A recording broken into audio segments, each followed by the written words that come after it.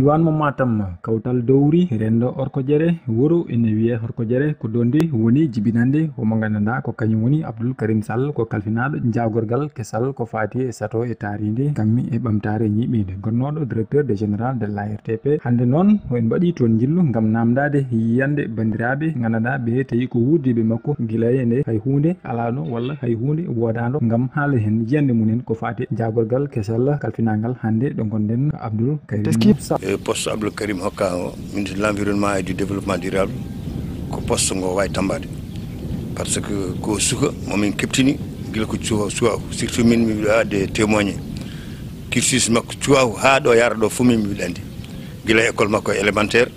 ha ɗo joguinoɗo en wonoɗo président ODCAV e ORCAV foof ha no joguirno zone 6 kadi ko hokka ko o mandi ɗum gadi ko demowo ɓi demowo o jibina ko Fouta o mawni ko Fouta o jangi ko Fouta o mandi koni ladde o mandi koni lekki o mandi koni demal o mandi koni tarindi makko o mandi lorgol ledde o mandi gestion des ressources humaines o mandi fof ni arata so hokkama on poste mi sikki omo wawi kaynude poste omo wawi fewnude ha fewa no yimɓe jiiɗiri. Abdoul Karim Sall ko gote tubaɓe e nder diwan Matam gam e jagorde kese ɗe kono kadi de ɓe kolliri weltare mabɓe saabu jeeyaɗo e nder diwan Matam halfinede on ko wayi nden ɗo gueɗe kamɓe de ɓe kolliri président Macky Sall walli tan ko min jii hen ko ɗo waɗa ɗo ko ɗo moƴƴo waɗa kadi ɗo waɗa ɗo waɗa koye gueɗal Fuutankoɓe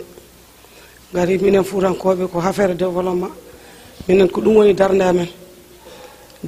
e politique amin jetti ɗo ko affaire développement so min dañi noon ɓiɗɗo Orkodiérnaɗo jibinande Orkodiérnajo so tawi Allah waɗi ɗum ministre ha e nder wuuro amen kadi ko minen ko ɗum woni darde amen minen min mbiyata ko alhamdulillahi rabbil alamina omo wawi jogade saabu ko joguino premiére tottuno ko yimɓeɓe fof nene pawi hen guiri mumen no laaɓi no wi ceer o moƴƴini o ligguima ɗon ARTP liggey baɗɗo fayida mo ganduɗa mo yimɓe fof ni dara